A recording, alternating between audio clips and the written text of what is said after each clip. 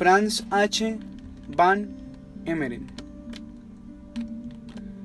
Maniobras estratégicas en el discurso argumentativo.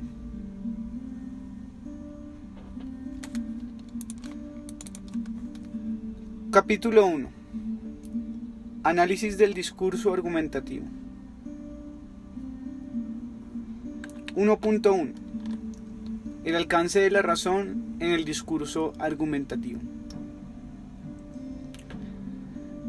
Es una perogrullada explicitar que la argumentación siempre surge en respuesta a o en anticipación de una diferencia de opinión, sea esta diferencia de opinión real o meramente imaginaria.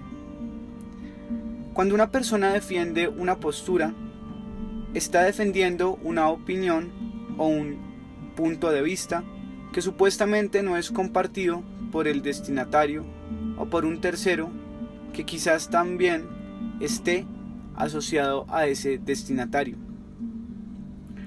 De hecho, si este no fuese el caso, la argumentación no tendría sentido. La necesidad de argumentar, los requisitos de la argumentación y su estructura misma se adaptan a un contexto en el que siempre surgen dudas, oposiciones y objeciones. La argumentación se dirige básicamente a resolver una diferencia de opinión sobre la aceptabilidad de un punto de vista, apelando a la razonabilidad de las partes. Cuando dos personas discuten sin el objetivo de convencerse mutuamente, sino más bien, y en primer lugar, con la intención de ganar la atención de una audiencia de espectadores, la galería, deben llevar a cabo su discurso argumentativo como si de verdad buscasen resolver una diferencia de opinión. Esto ocurre, por ejemplo, cuando dos rivales políticos debaten entre sí, en televisión, durante una campaña electoral. En este caso, ambos candidatos tienen que mantener el decoro y parecer razonables frente a los espectadores que, en definitiva, constituyen la audiencia a la que están apuntando. Incluso en el caso extremo de las controversias aparentemente irresolubles, conocidas como desacuerdos profundos, las partes en discusión, por lo general, siguen todo el procedimiento de tratar de resolver una diferencia de opinión, aunque solo sea para dar la impresión de ser razonables ante una tercera parte compuesta por observadores externos. Los puntos de vista abordados en una diferencia de opinión pueden corresponder a cualquier tipo de temas y pueden ser no solo descriptivos, sino también evaluativos o prescriptivos. Un juicio valorativo sobre la calidad ética o estética de algo. Abro comillas, la película Infamous es brillante, cierro comillas. O una incitación prescriptiva a hacer algo. Abro comillas, usted debería acompañarme a esa reunión, cierro comillas, pueden simultáneamente ponerse en cuestión en un discurso argumentativo, tanto como una afirmación descriptiva sobre un estado factual de acontecimientos. Abro comillas, Ámsterdam es mucho más grande que Rotterdam, cierro comillas. Puntos de vista de este tipo, así como los argumentos para defenderlos, pueden encontrarse en todos los ámbitos de la vida, desde el ámbito familiar y educativo hasta las esferas políticas y jurídicas. Algunos filósofos tienen un parti pris o un preconcepto que consiste en sostener que las declaraciones normativas que expresan puntos de vista evaluativos y prescriptivos, a menudo denominados prácticos, jamás pueden ser objeto de una discusión razonable. Ellos asignan un mayor estatus a las declaraciones descriptivas, ya que éstas se las atribuye una función especial en el proceso epistémico de encontrar y preservar la verdad. La última consecuencia de la exclusión de puntos de vista prescriptivos y valorativos de la esfera de lo razonable radica en que los juicios de valor y las opciones para la acción se observan como si estuviesen basados en las preferencias subjetivas y en los intereses personales. En contra de tales filósofos que manifiestan una perspectiva excluyente, Mill, que mostró un gran interés por la discusión de puntos de vista éticos, políticos y religiosos, y otros filósofos inclusionistas, entre comillas, como él, creen que todos los temas pueden ser objeto de una discusión razonable.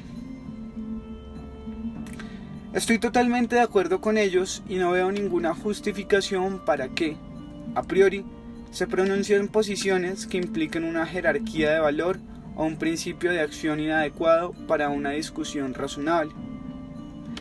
Este punto de vista inclusionista se entronca con una tradición analítica de larga data que distingue, además de la razonabilidad a la que adhieren los científicos cuando trabajan con la realidad física, la razonabilidad que se sostiene en juicios de valor y la razonabilidad que se relaciona con la conveniencia de las acciones.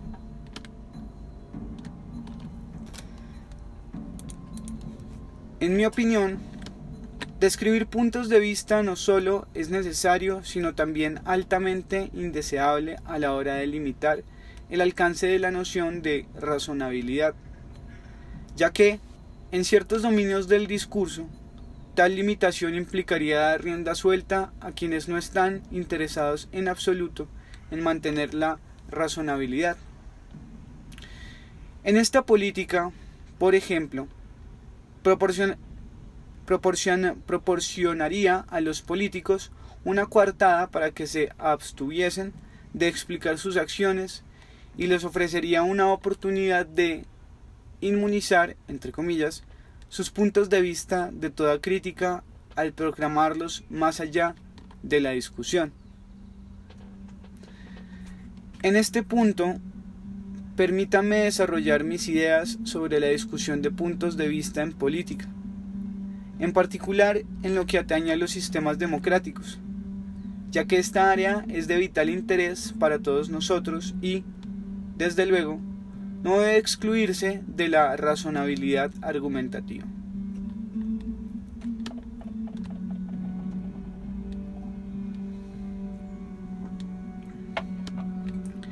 Idealmente, la participación en democracia equivale, en primer lugar y principalmente, a un compromiso de los miembros de la comunidad o de la sociedad en general, con un discurso continuo y público sobre intereses comunes, políticas a desarrollarse y decisiones a tomarse. Reconociendo que las preferencias pueden cambiar como resultado de la comunicación, Schumpeter, uno de los teóricos modernos más influyentes sobre democracia, denomina a la voluntad del pueblo, abro comillas, el producto, no la fuerza motriz del proceso político, cierro comillas. En las democracias representativas, sin embargo, los resultados del proceso político tienden a ser más el producto de negociaciones entre los líderes políticos que el resultado de un proceso universal y recíproco de discusión deliberativa. Muy a menudo, muchas discusiones aparentemente políticas no son, de hecho, nada más que una vía de tráfico de los líderes hablando de sus potenciales electores. Y solo cuando se acercan las elecciones, los políticos ajustan sus campañas, a veces de forma descaradamente oportunista, a las opiniones de sus votantes. Este ajuste sin embargo, no es en absoluto el resultado de un intenso y elaborado debate sobre posibles problemas y soluciones. En este punto, resulta oportuno hacer una distinción entre debate, entre comillas, como intento serio de tener un diálogo crítico, regulado y destinado a resolver una diferencia de opinión, y un cuasi debate, entre comillas, que es, en realidad, un monólogo calculado solamente para ganar el consentimiento de la audiencia en relación con los propios puntos de vista. Únicamente el primer caso, cuando una discusión crítica se dirige a favor de la resolución de una diferencia de opinión, puede hablarse de una discusión dialéctica. En el segundo caso, el discurso es retórico en un sentido muy estrecho del término. El discurso solo puede llamarse auténtico debate, es decir, dialéctico, si existe un intento serio de tener un intercambio intelectual y si éste no se reduce simplemente a una captación unidireccional de la audiencia.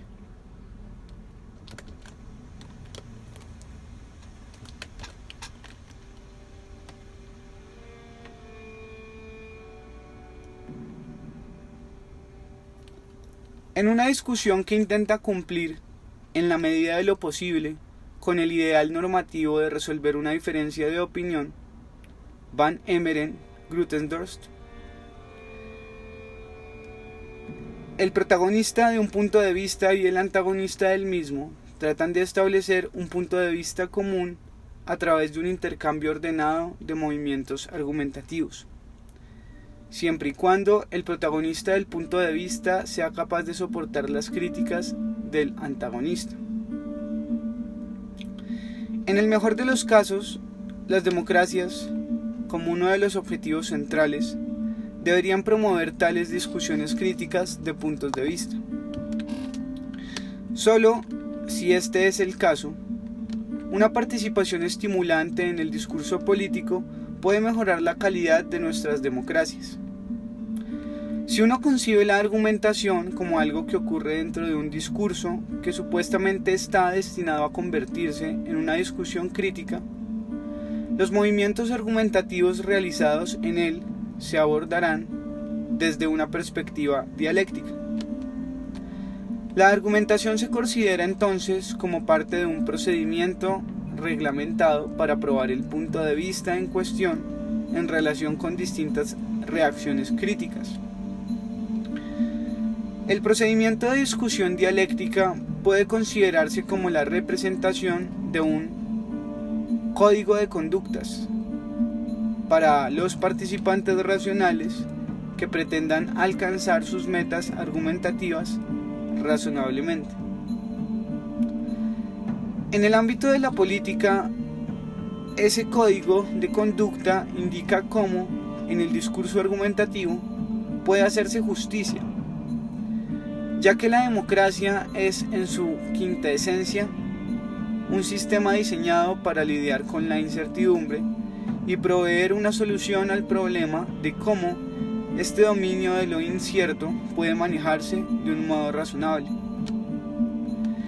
En mi opinión, las reglas dialécticas del discurso argumentativo, que conforman un código de conducta para el discurso político, son de vital importancia para materializar el ideal de democracia participativa. En contextos de la vida real, hay que tener en cuenta que la interacción humana no está siempre automática, plena y, naturalmente, orientada hacia el ideal de razonabilidad dialéctica. En el ámbito político, por ejemplo, quienes se involucran en un desacuerdo generalmente entran en una discusión sin estar preparados para someter su pensamiento a un escrutinio crítico y, muy a menudo, tienen un interés personal en alcanzar un resultado en particular. Las circunstancias en las que discuten típicamente involucran una desigualdad de poder y recursos. Además, Los participantes también pueden tener diferentes niveles de habilidad crítica. Más aún, las circunstancias que dieron lugar a la discusión pueden crear, al mismo tiempo, una demanda de prácticas para una resolución inmediata del conflicto, restringiendo las posibilidades de resolver verdaderamente el desacuerdo. Un ejemplo de esto se da, entre otras situaciones, cuando uno tiene que decidir inmediatamente qué película verá cuando todas las películas en cartelera están a punto de comenzar y uno acaba de llegar al cine. En vista de la difícil situación que acabo de esbozar, uno podría preguntarse si no es una utopía mantener el ideal dialéctico de una discusión crítica en la vida y en otros contextos políticos reales. En mi opinión, a primera vista puede parecer eso, pero, pensándolo bien, la situación y las prácticas argumentativas son diferentes.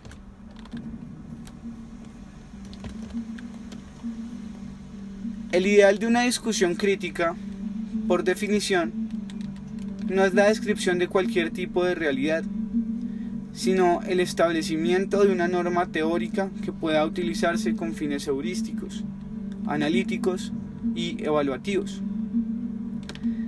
El modelo para una discusión crítica plasma lo que significa ser crítico a la hora de enfrentarse con un discurso argumentativo.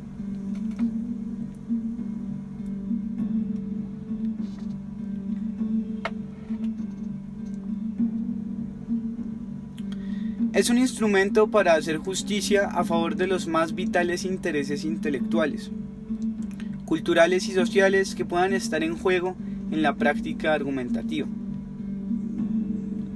La discusión argumentativa de los puntos de vista desempeña, o casi siempre debería desempeñar, un papel crucial en la toma de decisiones conjuntas, no solo en la política, el derecho, la ciencia, la educación y otros ámbitos de la esfera pública y técnica, sino también en la esfera personal o privada.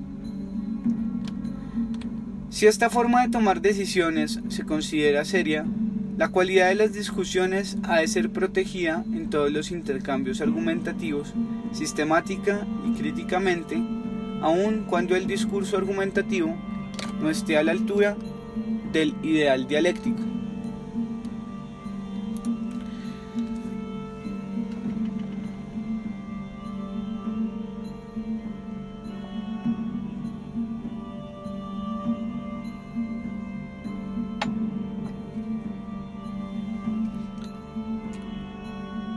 .2 La pragmática normativa como una perspectiva teórica.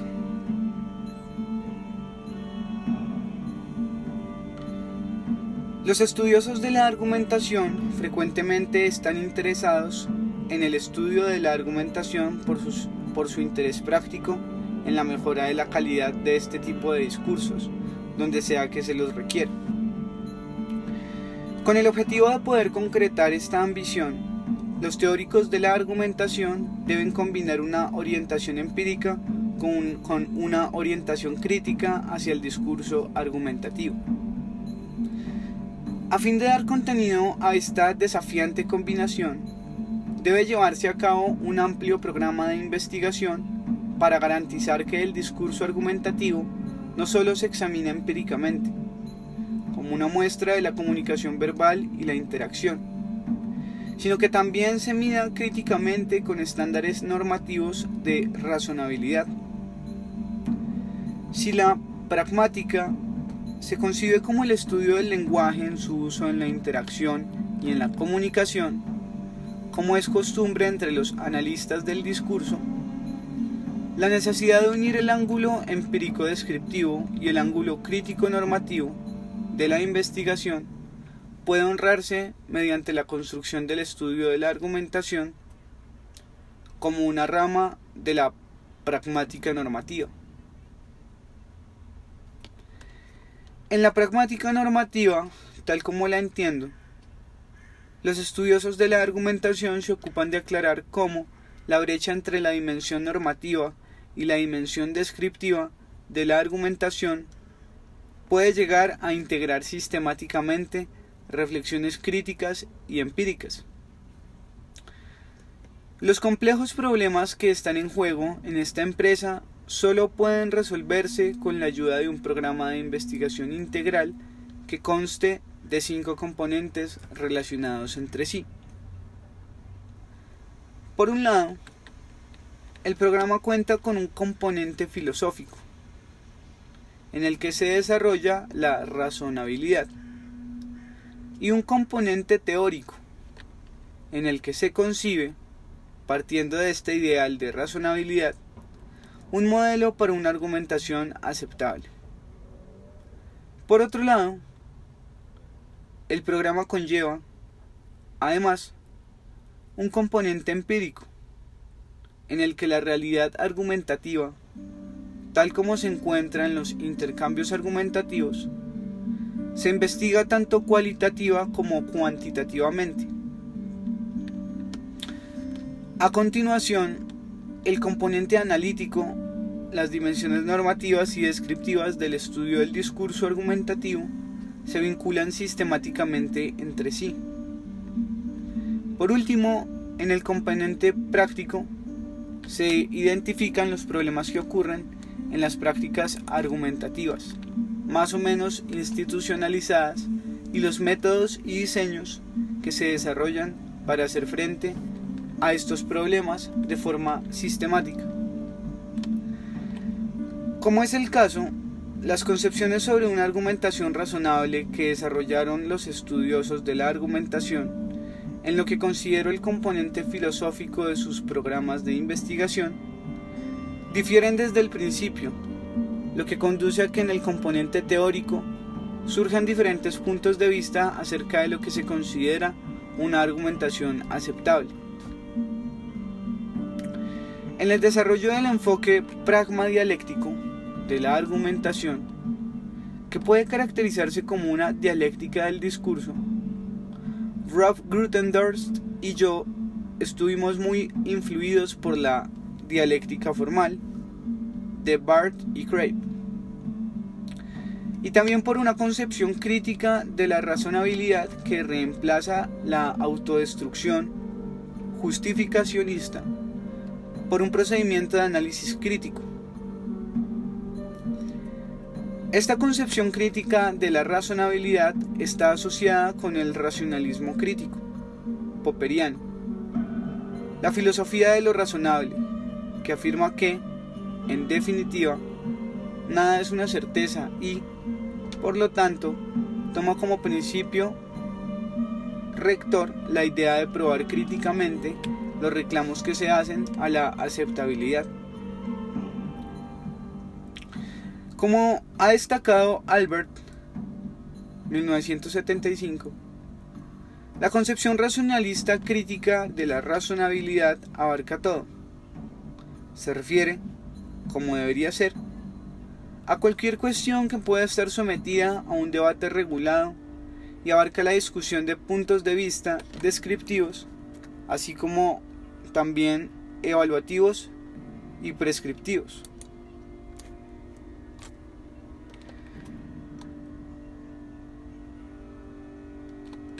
Mediante la implementación de la perspectiva crítico-racionalista en la parte teórica del programa de investigación, uno persigue el desarrollo de un modelo de discusión crítica de que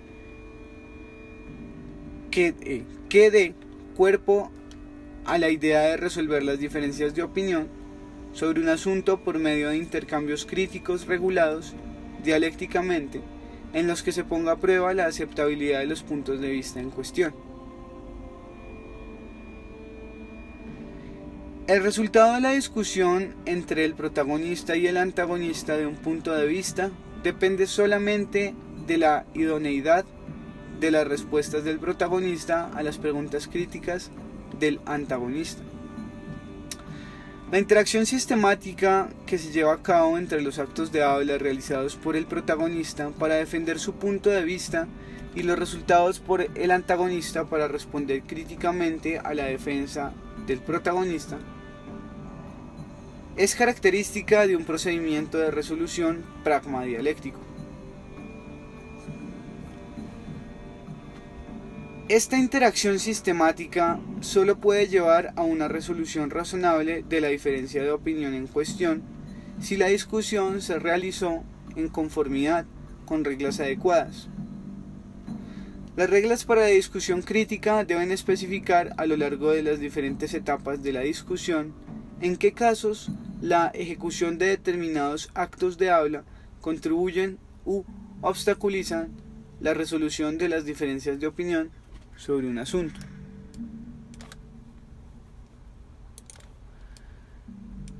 El modelo para una discusión crítica que Grothendorst y yo concebimos en la década de los 70 proporciona una visión general de los movimientos argumentativos que son pertinentes para un desarrollo constructivo de cada una de las etapas de discusión que necesitan distinguirse en una discusión crítica, es decir, pertinentes a un procedimiento que favorece el proceso de resolución de una diferencia de opinión en cada etapa concreta. En este modelo, las normas fundamentales de razonabilidad que autorizan la ejecución de determinados actos de habla en las distintas etapas de una discusión crítica se reflejan en un conjunto de reglas dialécticas. Las reglas para una discusión crítica establecen normas pertinentes para resolver una diferencia de opinión y cubren el discurso argumentativo en su totalidad. En una discusión crítica, el protagonista y el antagonista de los puntos de vista en cuestión deben, por lo tanto, respetar estas reglas en todas las etapas, ya que las mismas son instrumentales a la hora de resolver una diferencia de opinión. Cada una de las reglas constituye un estándar o norma específica para la discusión crítica. A pesar de que el impacto práctico de violar alguna de estas reglas se puede variar en cada caso particular, cada violación de las reglas en cualquier etapa de la discusión en la que se haya cometido y por cualquiera de las partes involucradas es un movimiento en la discusión que obstruye o dificulta la resolución de las diferencias de opinión y por lo tanto debe considerarse como una falacia, en este sentido en particular. Así, en la pragma dialéctica, el uso del término falacia está sistemáticamente conectado con las reglas para una discusión crítica. Las falacias pueden ir desde impedir que la otra parte exprese la postura que desea asumir durante la etapa de la confrontación, lo cual viola la llamada regla de la libertad, regla 1, hasta generalizar indebidamente el resultado en la discusión en la etapa de la conclusión, lo cual viola la llamada regla de la conclusión, regla 9.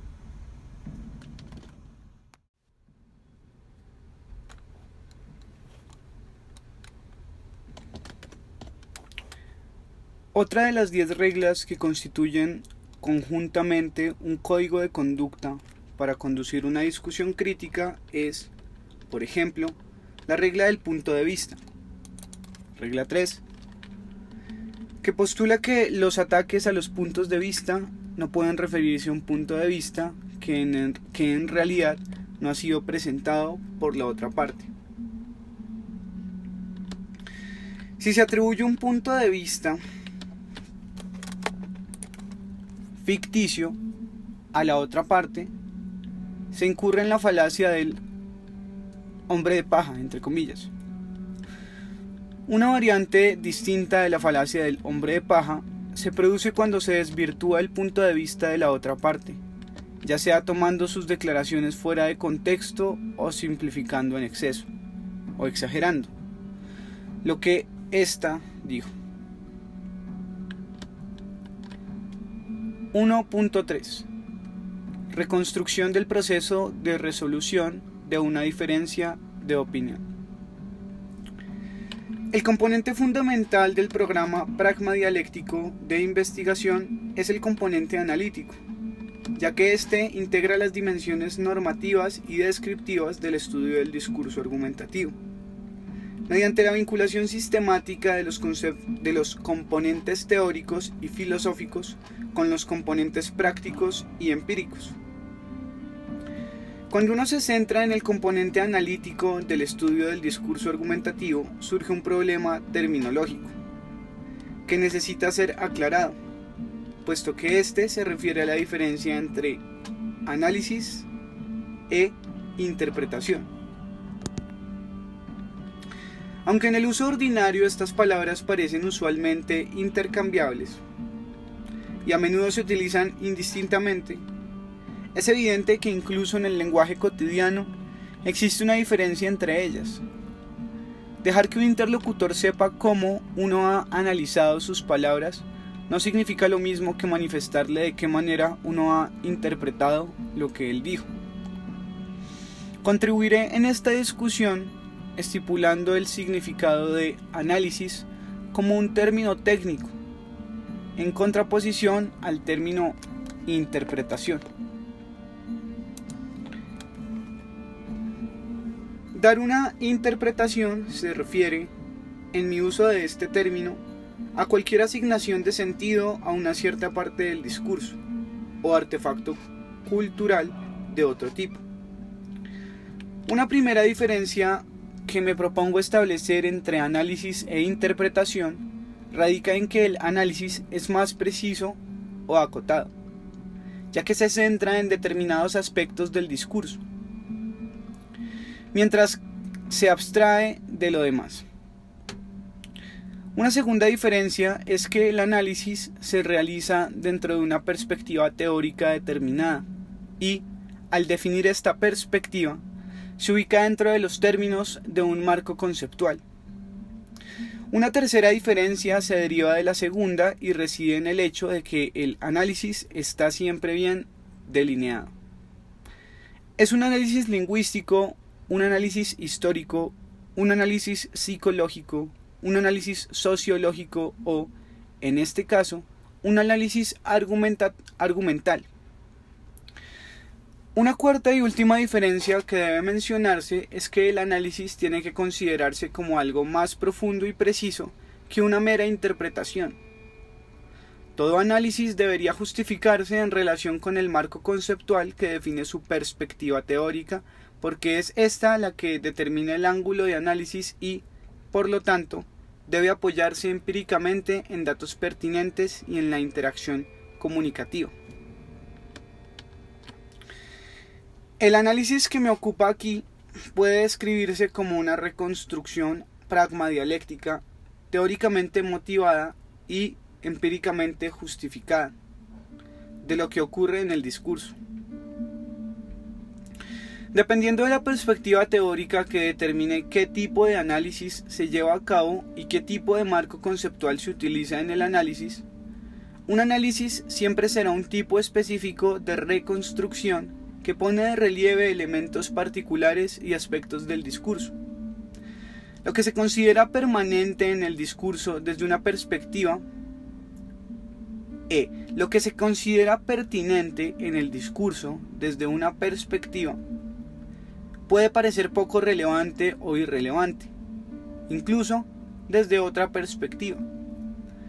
Mientras que un psicoanalista encuentra relevante para el diagnóstico de su paciente el hecho de que éste constantemente alardee sobre sus logros y éxitos y pueda, por ende, diagnosticar que su paciente realmente padece un, abro comillas, complejo de inferioridad, cierro comillas, y, al mismo tiempo, pueda reconstruir dicho trastorno, un analista pragmadialéctico del discurso argumentativo estará más interesado en la reconstrucción del proceso de resolución de una diferencia de opinión que tuvo lugar en el discurso y considerará relevantes aquellos movimientos que tengan un papel potencial en la resolución de dicha diferencia.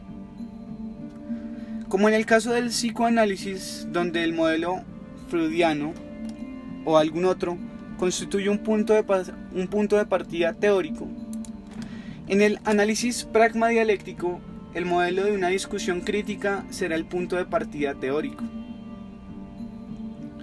En ambos casos, el modelo que sirve como punto de partida teórico es una guía para señalar lo que vale la pena observar en el discurso y, en ambos casos, el análisis reconstructivo que se brinda también debe basarse en la evidencia empírica del discurso.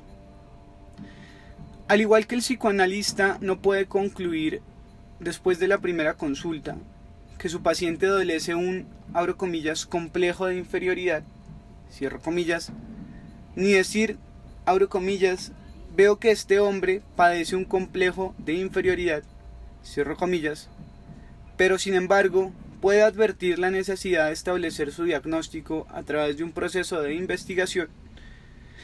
El analista de la argumentación tiene que examinar cuidadosamente el discurso en su totalidad antes de poder llegar a un análisis definitivo.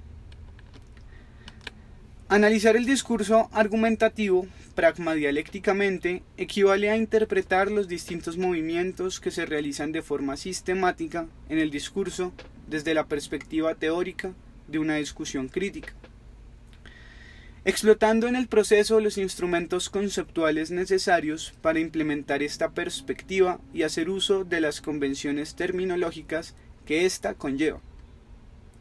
Tal análisis es pragmático, en el sentido de que el discurso se ve esencialmente como un intercambio contextualizado de actos de habla, y dialéctico, en el sentido de que dicho intercambio se concibe como un intento metodológico de resolver una diferencia de opinión a través de un intercambio crítico regulado.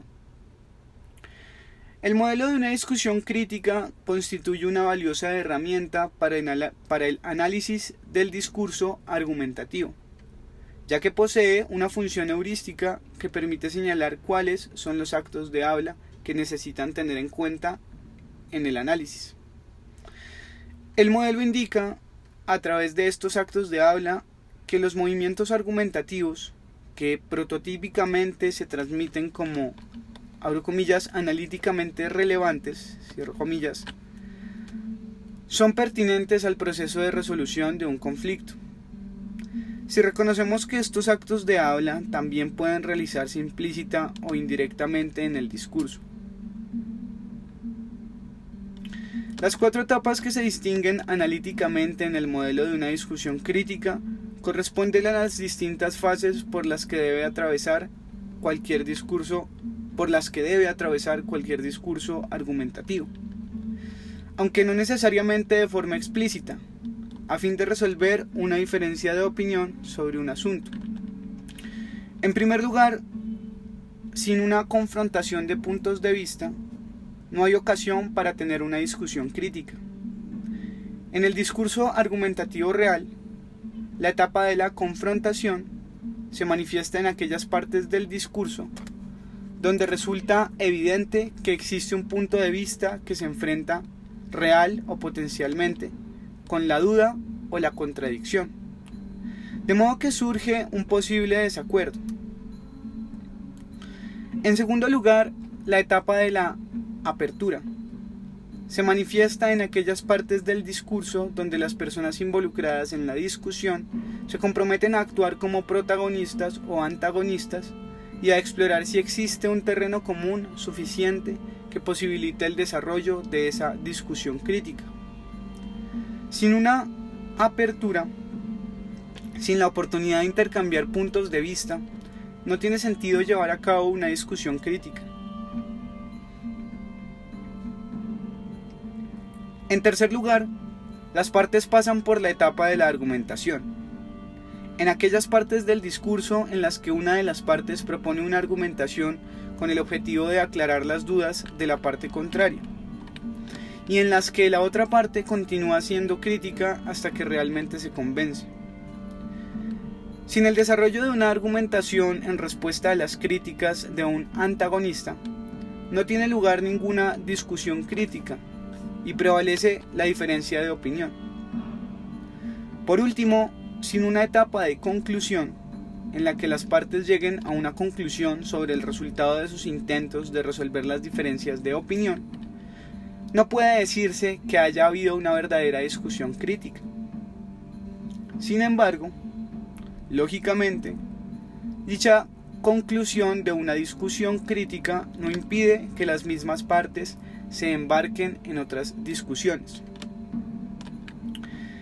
En la figura 1.1 he indicado cuáles son los actos de habla analíticamente relevantes en el discurso argumentativo y que, por lo tanto, deberían incluirse en un resumen analítico del discurso, ya que transmiten movimientos argumentativos que son potencialmente constructivos en las distintas etapas del proceso de resolución que reconstruimos con la ayuda del modelo para una discusión crítica. Hay que tener en mente, sin embargo, que el discurso argumentativo real, como en otros tipos de discursos reales, la gran mayoría de los actos de habla se realizan de manera implícita o indirecta, de modo que otros tipos de acto de habla pueden ocurrir después de que se hayan reconstruido. También demuestran que cumplen un papel constructivo en una discusión crítica.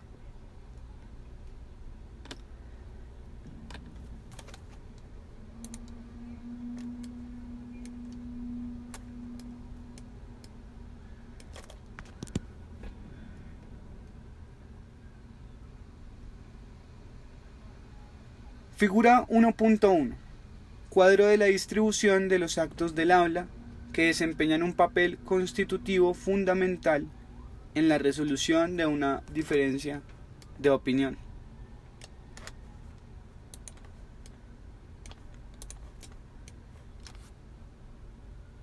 (1.4) Construcción de una perspectiva analítica del discurso argumentativo. La perspectiva analítica destinada a reconstruir el discurso argumentativo con la ayuda del modelo para una discusión crítica consta de los siguientes componentes. Indica la diferencia de opinión en cuestión durante la etapa de la confrontación. Identifica las premisas de procedimiento y materiales acordadas en la etapa de apertura que sirvieron como puntos de partida para la discusión. Examina los argumentos y las críticas que, explícita o implícitamente, se desarrollaron en la etapa de la argumentación, conjuntamente con los tipos de argumentos que se utilizaron y las clases de argumentos que se expusieron. Determina el resultado de la discusión alcanzado en la etapa de la conclusión. Todos los conceptos teóricos empleados en la construcción del resumen analítico se definen desde la perspectiva pragmadialéctica de la discusión crítica, que también proporciona los términos teóricos usados para referirse a estos conceptos. Tipos de diferencias de opinión, premisas no expresadas, esquemas argumentativos, estructura argumentativa, etc.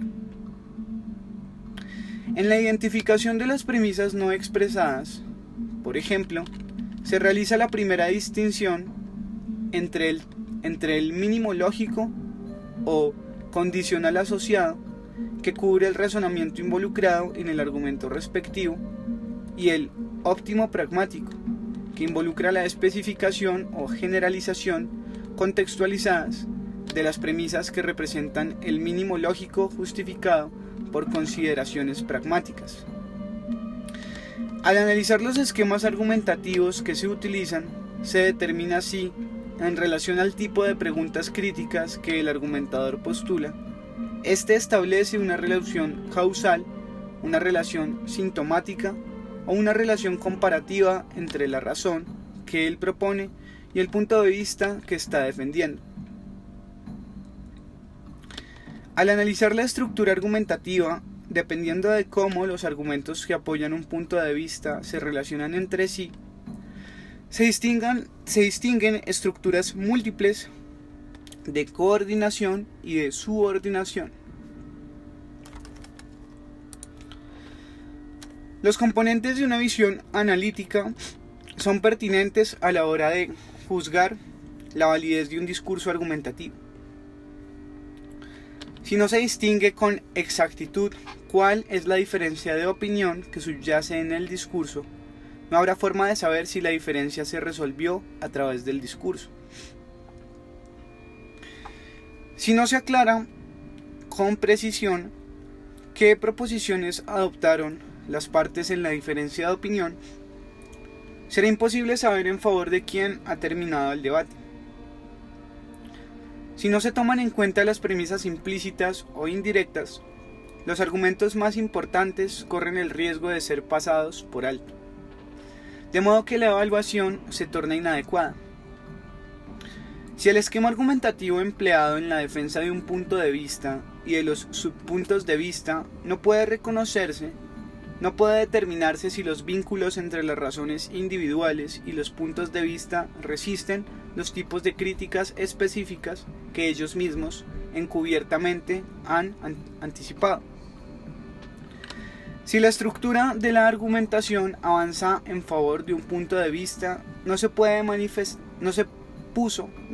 de manifiesto, no puede juzgarse si la argumentación que se adelantó en defensa del punto de vista realmente constituye un todo coherente que proporciona apoyo suficiente para el punto de vista. Debido a una variedad de factores, la realidad argumentativa raramente se parece al ideal de una discusión crítica, como es de esperar a la hora de comparar cualquier realidad con un ideal. De acuerdo con el modelo para una discusión crítica, por ejemplo, en la etapa de confrontación, los antagonistas de los puntos de vista deben manifestar sus dudas de forma clara y sin ambigüedades. Pero en la práctica, por lo general, los litigantes usualmente tienen que actuar con circunspección, porque ser sinceros o directos puede resultar amenazante para ambas partes. Al igual que en otros tipos de discurso, en el discurso argumentativo, muchas cosas permanecen no dichas. No solo rara vez se mencionan las reglas para una discusión crítica, sino que también muchas veces los puntos de partida no se explicitan y los demás aspectos vitales del proceso de resolución del conflicto de opinión.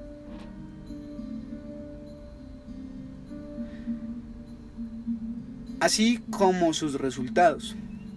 Frecuentemente tampoco se indican con la claridad. En la práctica argumentativa, generalmente no se expresan los elementos indispensables para el proceso de resolución, ya sea porque se consideran evidentes o porque no se considera que valga la pena mencionarlos, pero también por razones menos honorables. Estos elementos inexpresados pueden conformar un terreno fértil para el desarrollo de los desacuerdos. La división de los roles dentro de la discusión y el establecimiento de otros puntos de partida.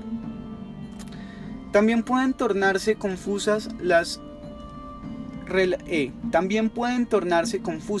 relación entre los argumentos esgrimidos en defensa de un punto de vista, la forma en que las premisas se exponen para apoyar el punto de vista, e incluso algunas de las premisas. Estos elementos permanecen implícitos en el discurso, o escondidos en el contexto argumentativo, ya que se considera que son claros o fáciles de detectar y no necesitan ser recuperados en un análisis reconstructivo. Con el fin de ser capaces de proveer una evaluación justa del discurso, se necesita un análisis reconstructivo de todos y no solo de aquellos movimientos argumentativos que sean analíticamente importantes, debido a que desempeñan un papel potencial en la solución de una diferencia de opinión. Un análisis pragmadialéctico debe dar lugar a una visión analítica que proporcione un esbozo de cómo estos movimientos deben analizarse en unidades conceptuales, pertinentes a la hora de juzgar la calidad del proceso de resolución. La identificación de una diferencia de opinión, por ejemplo, con una diferencia de opinión mixta, abro comillas, no estoy de acuerdo en absoluto, en mi opinión, es todo lo contrario, cierro comillas, o un argumento que se propuso como un argumento sintomático. Abro comillas, los norteamericanos son competitivos, por lo tanto, Paula hará su máximo esfuerzo. Cierro comillas. En un resumen analítico, todos los ingredientes del discurso que son relevantes para la resolución de una diferencia de opinión se identifican y representan en términos teóricos bien definidos, por lo que el resumen ofrece un punto de partida apropiado para una evaluación sistemática del discurso. El resumen analítico está condicionado por el discurso o la parte del discurso que se analizará precisamente por ser argumentativo. El criterio más determinante para llamar argumentativo a un discurso es, por supuesto, si existen argumentos desarrollados en el discurso, ya sea directa o indirectamente, y si esta argumentación se presenta como un intento serio de defender un punto de vista. Si esto es así, el discurso es automáticamente, parcialmente, si no in toto, argumentativo. En la práctica, sin embargo, no siempre es del todo claro si el discurso está dirigido a aclarar las dudas de la otra parte, reales o proyectadas, respecto a un punto de vista de un modo que pueda considerarse argumentativo de acuerdo con la definición ofrecida. Por esta razón y por otras razones similares que tienen que ver con la incertidumbre involucrada en la reconstrucción del discurso argumentativo natural, un resumen analítico siempre es tentativo en el sentido de que debe permanecer abierto a mejoras. El resumen analítico nunca ofrece más que el mejor resultado que podría lograrse sobre la base de los resultados del proceso de reconstrucción. Un análisis reconstructivo del discurso argumentativo, destinado a crear la base para la reconstrucción de una visión analítica óptima del discurso, comprende una serie de operaciones específicas del análisis. Estas operaciones consisten en llevar a cabo transformaciones que son instrumentales en la identificación de los elementos en el discurso que desempeñan un papel constructivo, aunque no necesariamente impecable, en la resolución de una diferencia de opinión. Cada una de estas transformaciones es instrumental en la reconstrucción de ciertas partes del discurso en términos de una discusión crítica, a través de la externalización de los compromisos de los participantes que han de tenerse en cuenta para determinar los méritos y deméritos del discurso.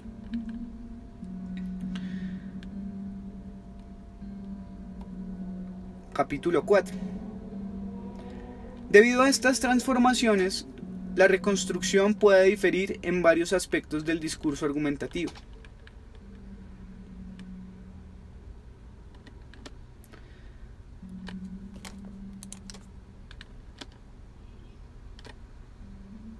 Ya sea que se haya registrado o transcripto en el caso de la argumentación oral, o haya aparecido en el texto original en el caso de la argumentación escrita.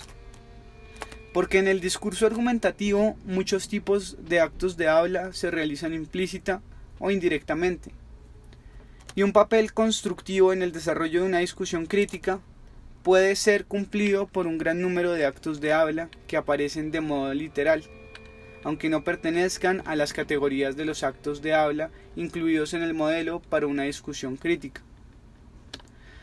La reconstrucción que tiene lugar en el análisis equivale a dejar fuera de consideración todos los actos de habla que no ejercen un papel en el proceso de resolución, transformación por supresión de las digresiones irrelevantes, etc. Reordenando los actos de habla de forma perspicaz, cuyo orden no refleja su función en el proceso de resolución, transformación por permutación de las partes separadas que van de la mano, etc. Explicitando tales actos de habla que permanecen implícitos en el discurso real, pero que son pertinentes en el proceso de resolución. Transformación por adición de premisas elípticas e implícitas, etc. Y reformulando un modo inequívoco y reformulando de un modo inequívoco aquellos actos de habla cuya función, de otro modo, se opacaría. Transformación por sustitución de expresiones confusamente ambiguas, etc.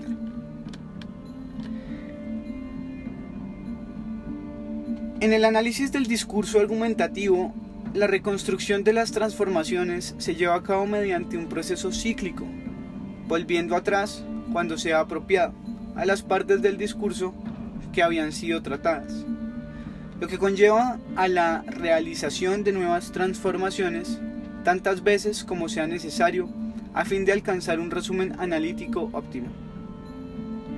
En la práctica analítica es una regla general que la reconstrucción se inicie en cada etapa con la supresión, por lo que la situación discursiva se hace aún más fácil de estudiar.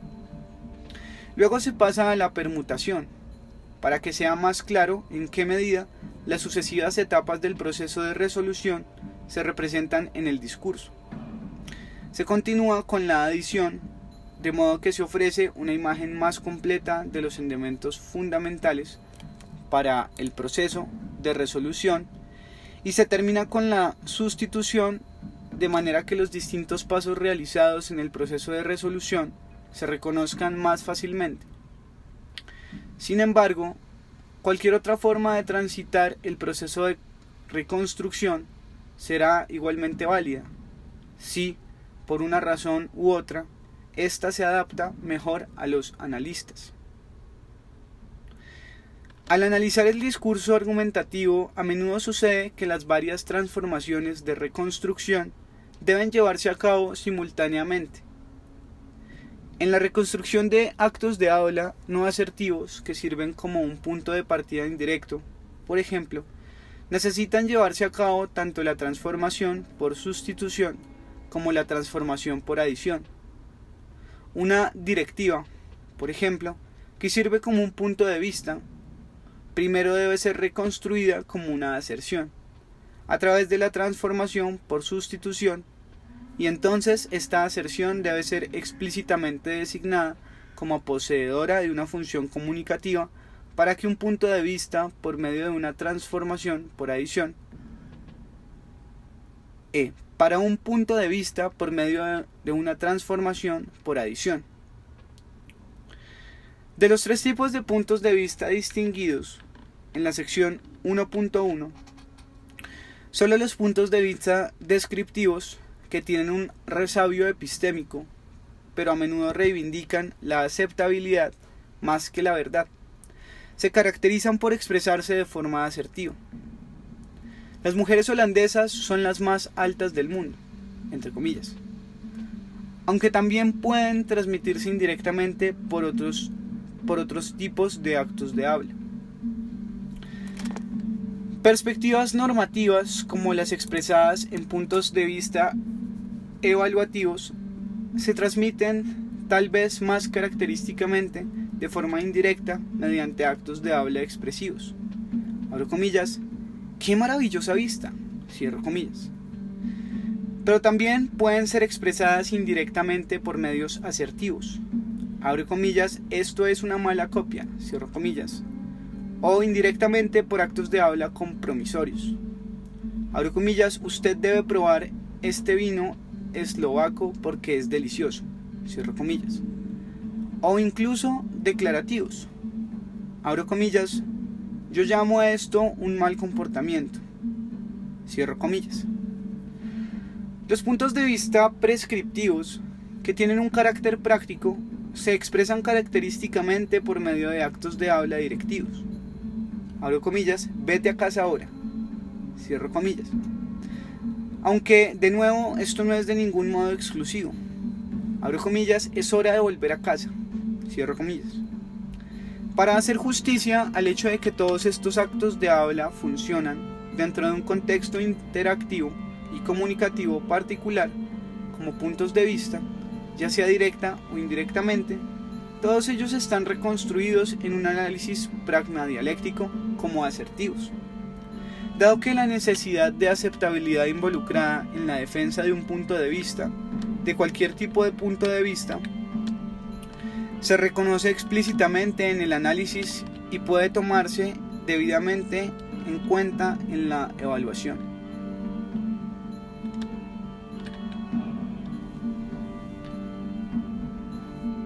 .5 Explicación de la perspectiva analítica.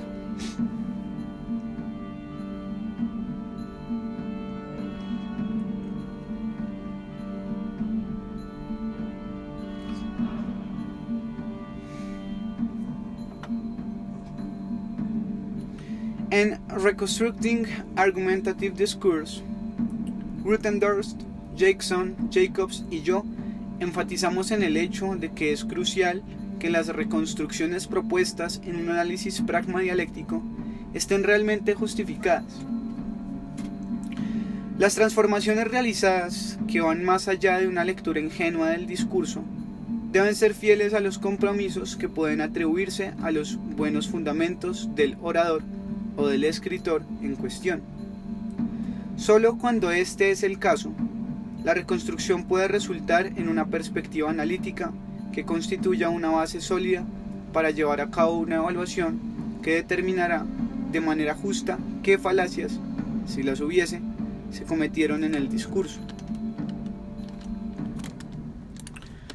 Las herramientas teóricas de la pragmadialéctica para reconstruir un discurso argumentativo y para explicar tal reconstrucción consisten principalmente en el modelo para una discusión crítica con las 4 etapas del proceso de resolución de una diferencia de opinión. Además, estas se acompañan de la especificación de los distintos movimientos argumentativos que son instrumentales en cada una de las etapas. La especificación de los tipos de actos de habla elementales y complejos a través de los cuales se realizan dichos movimientos y las obligaciones derivadas, de acuerdo con la identidad y las condiciones de corrección de la ejecución de estos actos de habla. Más aún, existen reglas de comunicación pragmadialécticas que combinan las perspectivas griseanas y searleanas en la comunicación verbal y en la interacción, las asociaciones y las conexiones a un nivel superior del discurso entre ciertos tipos de actos de habla en términos de pares de adyacentes y reparaciones. Y la filosofía de la razonabilidad crítica detrás del modelo para una discusión crítica que indica qué es lo que significa actuar razonablemente en los intercambios argumentativos. Los requisitos que un resumen analítico basado en un análisis reconstructivo necesita satisfacer, tanto como sea posible, son, en primer lugar, economía, eficacia y coherencia. El requisito de la economía significa que el resumen analítico debe representar sucintamente solo aquellos elementos en el discurso que son vitales para resolver una diferencia de opinión. El requisito de la eficacia significa que el resumen analítico debe proporcionar una clasificación funcional de todos los elementos del discurso pertinentes para una evaluación justa. La exigencia de la coherencia implica que el resumen analítico debe ofrecer una visión óptimamente consistente del discurso. En segundo lugar, el resumen analítico necesita satisfacer, en la mayor medida posible, los requisitos de realismo y buena justificación. El requisito del realismo significa aquí que el resumen analítico debe ofrecer una representación del discurso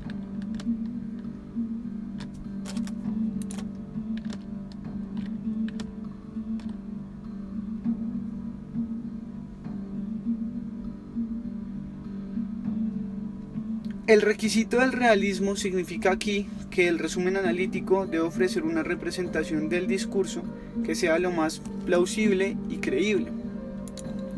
que se pueda, lo cual significa que la representación propuesta debe tener sentido en relación con la realidad argumentativa en la que el discurso tiene lugar, y debe ser intersubjetivamente aceptable como una representación probable de este discurso. El requisito de, abro comillas, buena justificación, cierro comillas, significa que el resumen analítico debe respaldarse por observaciones empíricas, pragmáticamente aprendidas, en lo que concierne al discurso que ofrece una explicación justificatoria del análisis que se proporciona. En la explicación de la reconstrucción de un discurso determinado dentro de un resumen analítico, el analista puede hacer referencia a diversas fuentes. En primer lugar, por supuesto, puede referirse al texto del discurso y los paratextos visuales del discurso si los hubiere. El texto del discurso es siempre la primera y última fuente para justificar una reconstrucción. En su justificación, el analista tiene que referirse a pasajes del discurso que apoyen inmediatamente su análisis y, si es posible, debe señalar además ciertas propiedades estructurales y funcionales del discurso que también corroboren dicho análisis. En segundo lugar, existe un contexto en el que aparece el pasaje del discurso que está siendo reconstruido.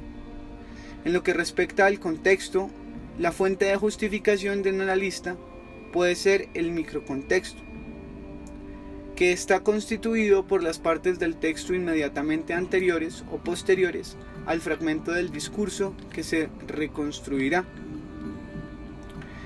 El microcontexto se define a menudo como contexto lingüístico. La fuente de justificación del analista también puede ser el contexto en un sentido más amplio. Por lo tanto, se refiere a las propiedades específicas de ambiente y situación. La constitución en la que el pasaje reconstruido tuvo lugar, contexto medio, o al género discursivo al que pertenece este pasaje, macrocontexto, u otros textos o eventos discursivos con los cuales el pasaje discursivo o el texto o discurso están conectados de alguna manera como un todo. Contexto interdiscursivo o contexto intertextual. El contexto, en este último sentido, puede, por ejemplo, ser una fuente decisiva a la hora de justificar la construcción del óptimo pragmático, ya que permite explicitar una premisa implícita. En tercer lugar, hay inferencias que el analista puede hacer mediante la realización de determinadas operaciones discursivas, que pueden ser una fuente de justificación particular para entender qué está sucediendo en el discurso.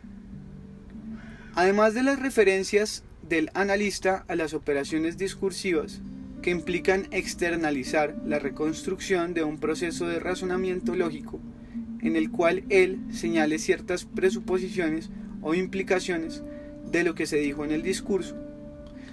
Sus referencias a las operaciones discursivas también podrían involucrar reconstrucciones de inferencias pragmáticas apoyadas en el sentido común, tales como cuando uno señala inconsistencias pragmáticas en el discurso o implicaturas en el sentido gramsciano. En cuarto lugar, hay información de fondo que el analista puede utilizar como fuente para justificar su análisis. El analista puede remitirse a los antecedentes generales para justificar su reconstrucción de un pasaje del discurso.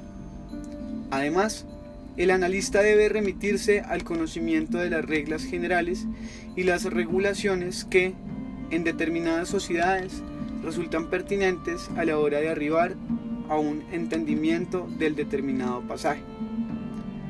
Tal conocimiento previo de fondo que comparten los miembros de una sociedad, por ejemplo, ejercer un papel fundamental en la reconstrucción del desarrollo de una argumentación, como, abro comillas, Bart no puede estar en la piscina porque no trajo su traje de baño, cierro comillas, donde el analista tanto como el destinatario, pueden hacer referencia a la regla de que en las piscinas públicas los hombres deben vestir trajes de baño y al hecho de conocer que, en general, uno solo posee un traje de baño, lo cual puede no ser cierto en ciertas circunstancias generales, pero sí significativo de acuerdo a determinado conocimiento previo. En muchos casos, el analista también puede hacer referencia a los antecedentes específicos como fuente de justificación para su reconstrucción. Tales antecedentes específicos pueden ser de distinto tipo. Pueden consistir en información privilegiada, como que Bart acaba de comprar un traje de baño nuevo. Información que solo está disponible para aquellos que están familiarizados con el tema que nos ocupa. Llámense amigos, parientes, colegas u otras personas que están al corriente respecto a eso. Los antecedentes específicos también pueden consistir en información de expertos que algunas personas tienen por su formación especial en lo que atañe al tema o campo del saber en cuestión en el discurso. Formas especiales de información de expertos son las informaciones etnográficas, que pueden ayudar a un analista cuando las peculiaridades culturales desempeñan un papel en la comprensión del discurso, y la información de expertos sobre el discurso argumentativo, que se utiliza cuando los teóricos de la argumentación se refieren a su conocimiento de los patrones convencionales y las estructuras que se desarrollan en el discurso argumentativo para apoyar su comprensión de determinados aspectos del discurso. El analista puede, por ejemplo, hacer uso de su experiencia como un teórico de la argumentación al sostener que una pausa prolongada ante un punto de vista puede interpretarse como un indicador de desacuerdo. Y el uso de la expresión, abro comillas, dejando de lado esto, cierro comillas, como un indicador de una estructura de argumentación múltiple. Todas estas fuentes pueden, en mi opinión, utilizarse como recursos para dar una explicación justificada de una reconstrucción del discurso argumentativo con la ayuda de instrumentos de análisis pragmadialécticos. En la mayoría de los casos, el analista puede explotar estos recursos en la forma que considere más pertinente, sin ser necesariamente una fuente superior frente a las otras, lo cual conlleva que el analista, a fin de cuentas, esté de acuerdo con una posible interpretación del discurso que es plausible y creíble. Sin embargo, en muchos casos y sin dudas en los más problemáticos, el analista tiene que referirse a una combinación de fuentes. Si esto sucede, él deberá asegurarse de que las distintas fuentes a las que se refiera efectivamente se refuercen mutuamente y no provoquen resultados inconsistentes.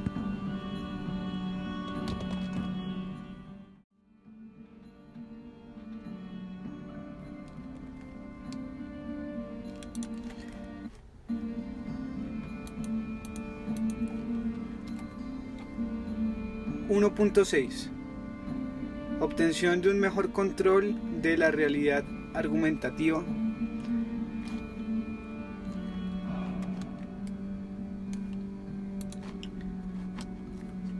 La teoría de la argumentación, tal como se explicó en las secciones anteriores, puede llamarse teoría estándar de la pragmadialéctica.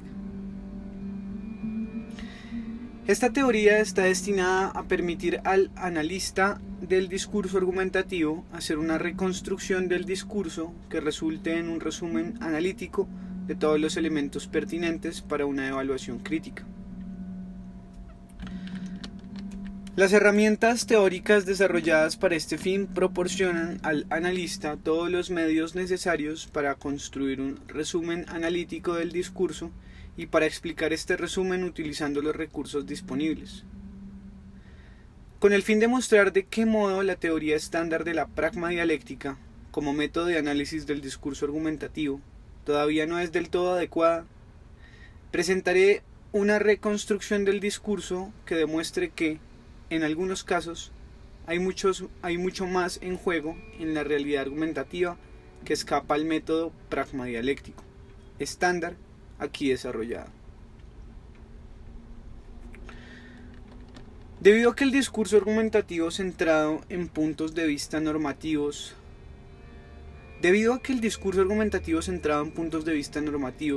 lo cual posee una importancia particular en mi empresa, a menudo se descuida en el estudio de la argumentación, tomaré este tipo de discurso como objeto de mi análisis. Brindaré una reconstrucción parcial de un discurso en el que el punto de vista descriptivo en cuestión recomienda un determinado curso de acción. En este caso, instando a los destinatarios a que se abstengan de tomar un cierto hábito. El caso se deriva de un anuncio publicitario que apareció en varias revistas norteamericanas a mediados de la década de 1980, en el momento en el que los Estados Unidos, la actitud pública hacia el tabaquismo comenzó a cambiar radicalmente. En el marco de una convocatoria de audiencias en el Congreso para considerar nuevas restricciones a las publicidades de cigarrillos, el argumento alegado fue que las empresas tabacaleras estaban haciendo publicidad destinada a niños a fin de sustituir el creciente número de fumadores adultos que estaban tratando de abandonar dicho hábito o que estaban muriendo a causa de él. Entre los anuncios tratados estaba el producido por la compañía tabacalera J.R. Reynolds Tobacco Company. Algunos consejos sorprendentes de R.J. Reynolds Tobacco destinados a jóvenes. No fume. Por un lado, el fumar siempre ha sido una costumbre de adultos, e incluso para los adultos, el fumar se ha vuelto un hábito muy controvertido y polémico. Así que, aunque seamos una compañía de tabaco, no creemos que sea buena idea que los jóvenes fumen. Hoy por hoy sabemos también que aconsejar de este modo a los jóvenes a veces puede ser contraproducente. Pero si ustedes comienzan a fumar solo para demostrar que son adultos, en realidad están demostrando todo lo contrario, porque la decisión de fumar o no fumar es algo que debe hacerse cuando uno no tiene nada que demostrar. Piense en eso. Después de todo, puede que ustedes no tengan la edad suficiente para fumar, pero son lo bastante mayores como para pensar. Análisis. Tras el anuncio que precede al texto que ha creado la sorprendente perspectiva deseada por Reynolds, el texto comienza con la orden no fume.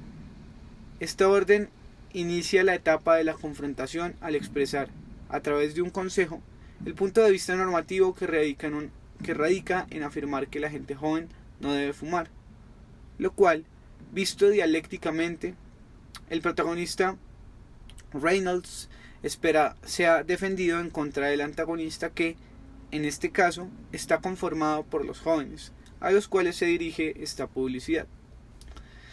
Después de haber tratado de establecer como punto de partida común en la etapa de apertura que el fumar siempre ha sido una costumbre de adultos y se ha vuelto muy controvertida y polémica, estos puntos de partida se utilizan después como argumentos para apoyar el punto de vista presentado por Reynolds. Esto significa que la etapa de la argumentación se desarrolla de una manera que, desde un punto de vista dialéctico, podría haberse esperado después de que Reynolds desarrolle su punto de vista en la etapa de confrontación. Una reconstrucción de la estructura de la argumentación presentada por Reynolds en defensa de su punto de vista pone de manifiesto que esta argumentación es coordinada, porque los argumentos que se esgrimen son interdependientes.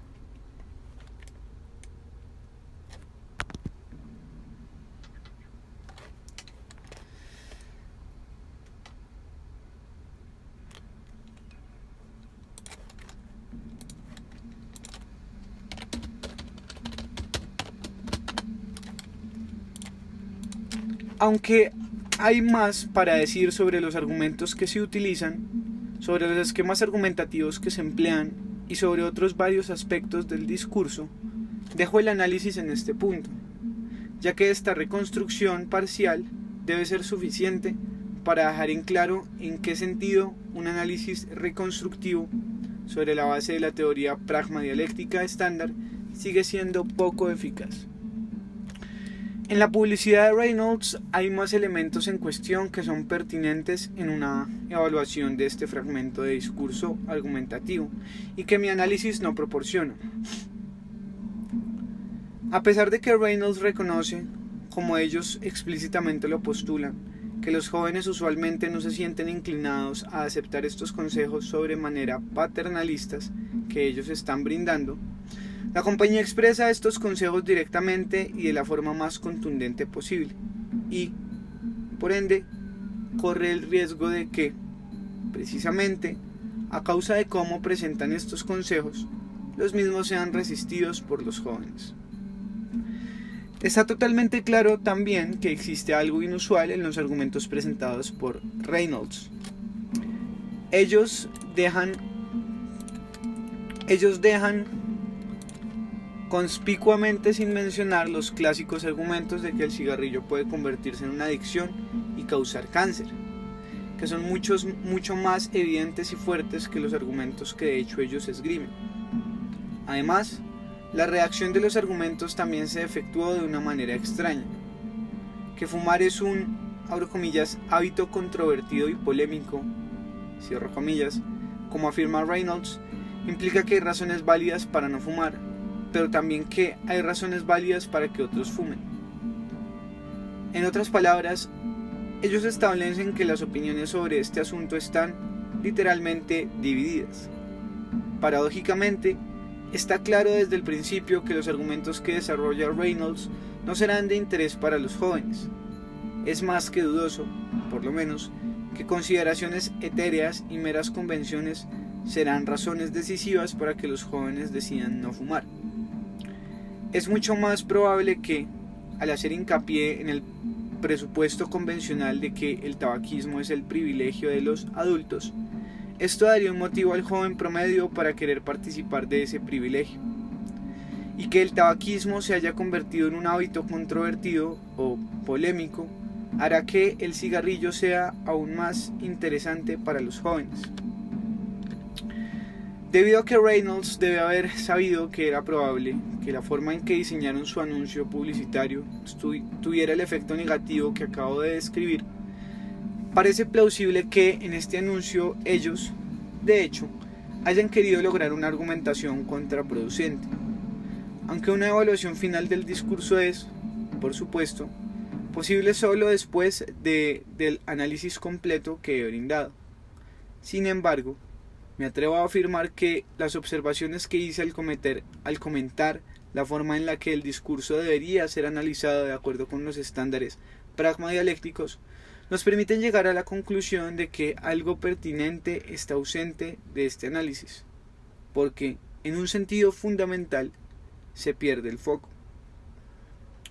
Según mis observaciones, la causa de este olvido es que no se tiene en cuenta el efecto interactivo previsto, perlocutivo, de los movimientos hechos en el discurso argumentativo. Por lo tanto, parece que vale la pena hacer un esfuerzo para ampliar el alcance del análisis pragmadialéctico de manera tal que, junto a la dimensión de la razonabilidad del discurso argumentativo, la dimensión de su eficiencia sea metódicamente tomada en cuenta en el análisis y la evaluación del discurso argumentativo. Este es un reto asumido en este libro.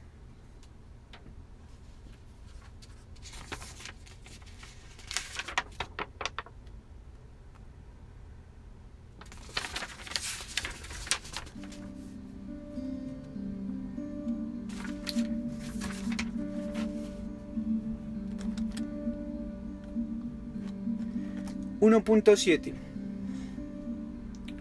La teoría pragmadialéctica ampliada.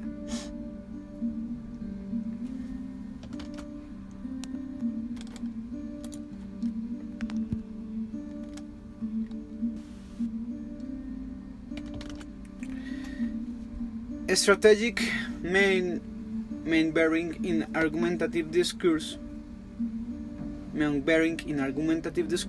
es un estudio dirigido a ampliar la teoría pragmadialéctica estándar de la argumentación, mediante la integración del concepto de eficacia previsto en el discurso argumentativo dentro de un marco teórico de análisis y evaluación.